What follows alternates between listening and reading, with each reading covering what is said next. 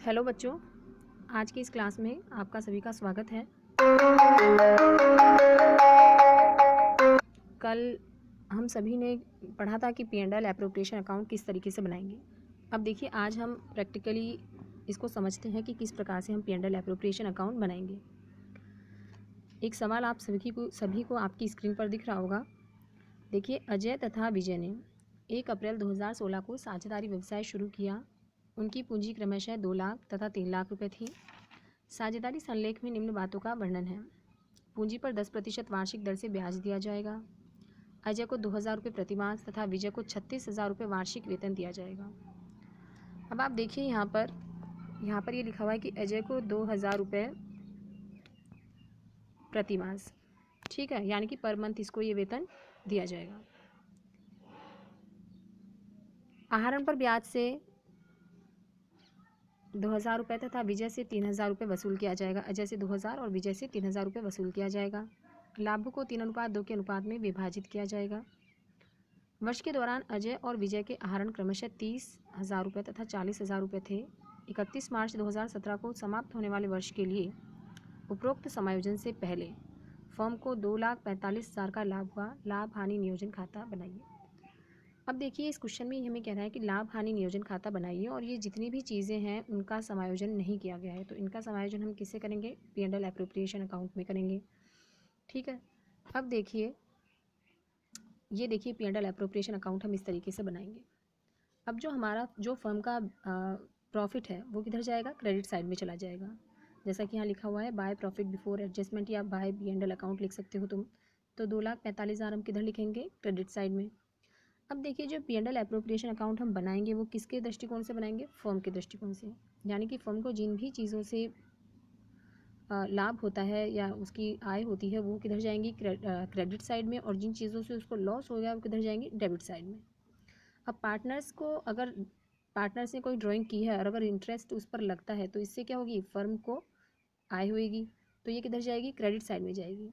इसीलिए देखो, जब अजय और विजय ने जो वसूल किया गया उनसे इंटरेस्ट ऑन ड्राइंग, तो वो किधर जाएगा? क्रेडिट साइड में। तो अजय ने कितने किए थे? 2,000 रुपये लगे थे ड्राइंग इंटरेस्ट ऑन ड्राइंग, और विजय की ड्राइंग पर कितना इंटरेस्ट लगा? 3,000 रुपये। तो ये दोनों किधर आ जाएंगी? क्रेडिट साइड में।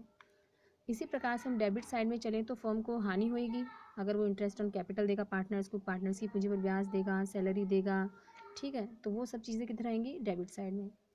तो हम यहाँ पर लिखेंगे to interest on capital. Ajay की जो कैपिटल है वो कितनी थी?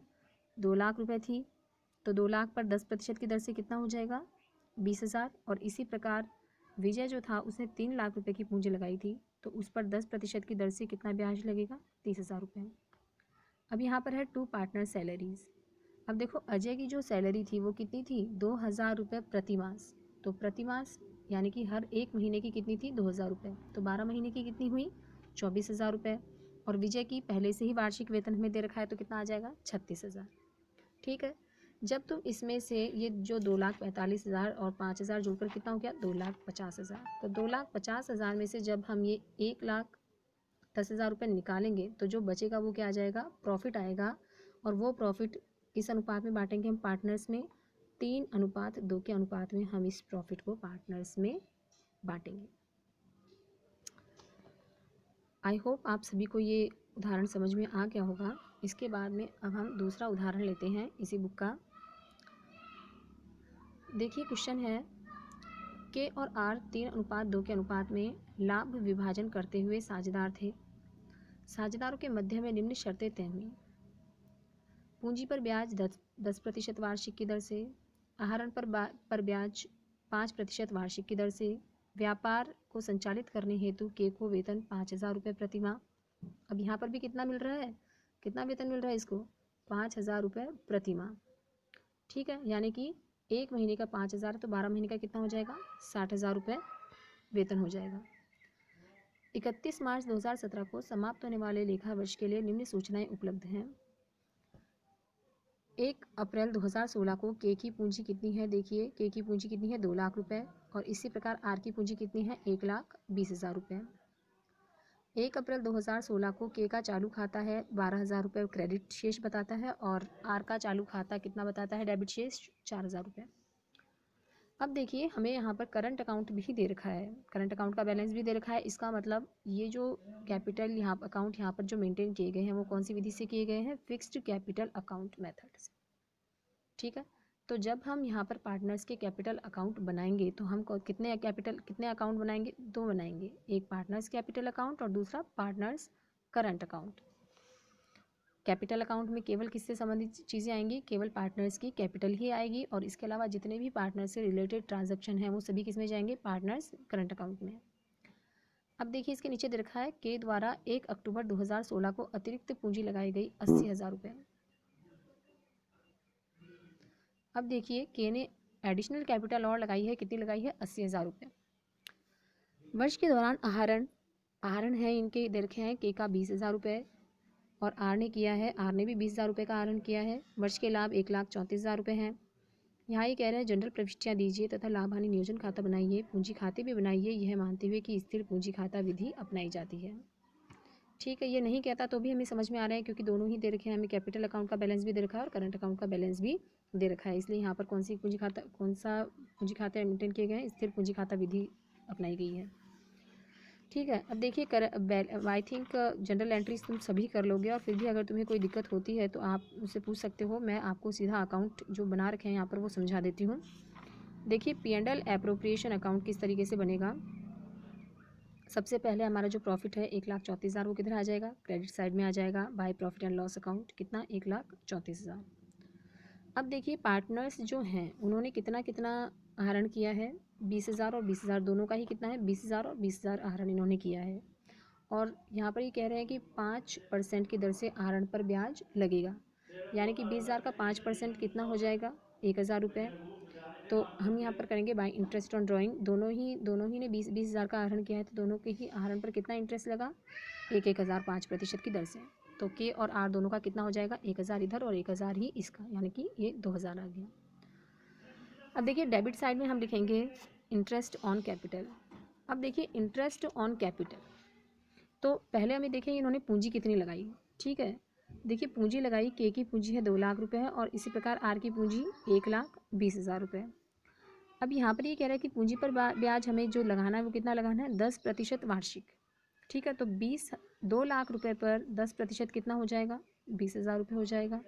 ठीक है, और इसी प्रकार आर की पूंजी कितनी है, 1,20,000, तो 1,20,000 का 10% कितना हो जाएगा, 12,000। लेकिन यहाँ पर देखिए के ने 1 अक्टूबर 2016 को एडिशनल कैपिटल और लगाई है। ठीक है, कितनी लगाई है, 80,000 रुपये। तो इस 80,000 रुपये पर भी तो ब्याज मिलेगा उसी के को। कितने महीने के लिए लगाई है इसने, 6 महीने के लिए लगाई। तो 6 महीने का ब्याज अगर हम लगाएं 10% की दर से तो कितना आ जाएगा, 4,000 रुपये। तो के की जो पूंजी पर ब्याज टोटल ब्याज मिलेगा वो उसे कितना मिलेगा, 20,000 पहले और इधर ये 4,000, यानी कि कितना हो गया, 24,000 रुपये ब्याज इसे दिया जाएगा। और आर को कितना दिया जाएगा, 12,000 रुपये। इसी प्रकार के की सैलरी, यहाँ पर के की सैलरी की बात की गई है कि के को कितना सैलरी मिलेगी, 5,000 रुपये प्रति माह, यानी कि 1 महीने के 5,000 रुपये, तो 12 × 5 करेंगे हम तो कितना हो जाएगा, 60,000 रुपये।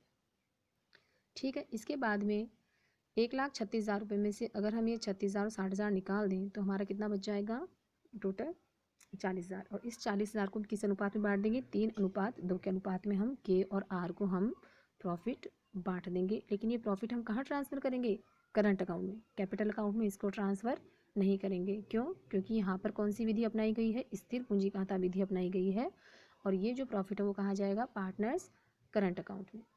तो इसको हम कर देंगे to profit transfer to current account. ठीक है, अब देखिए पार्टनर्स कैपिटल अकाउंट बनाना है हमें। तो पार्टनर्स कैपिटल अकाउंट में यहाँ पर जो हम बनाएंगे वो मैंने तुम्हें पहले भी बताया कि इसमें क्या आएगी, केवल साझेदारों की पूंजी का ही लेखा किया जाएगा।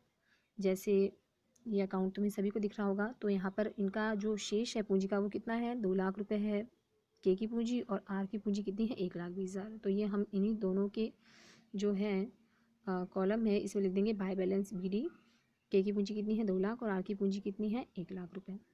अब देखिए के ने अलग से और पूंजी लगाई है 80,000 रुपये, तो एंट्री क्या हो जाएगी, कैश अकाउंट डेबिट या bank account debit to case capital account. तो यहाँ पर जब हम खाता बनाएंगे तो यहाँ पर आ जाएगा बाय बैंक।